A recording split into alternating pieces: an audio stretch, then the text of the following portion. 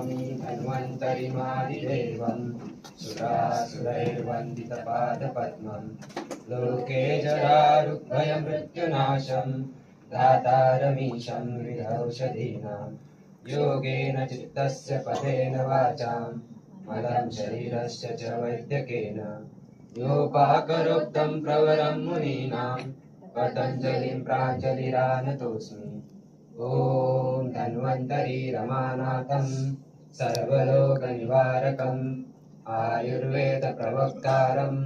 वन्दे पीयूषदायकं यो विश्वं विदधाति पाति सततं संहारयत्यञ्जसा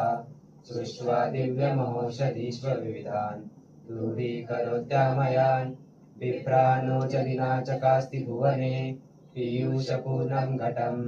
तं धन्वन्तरिरूपमीशममलम्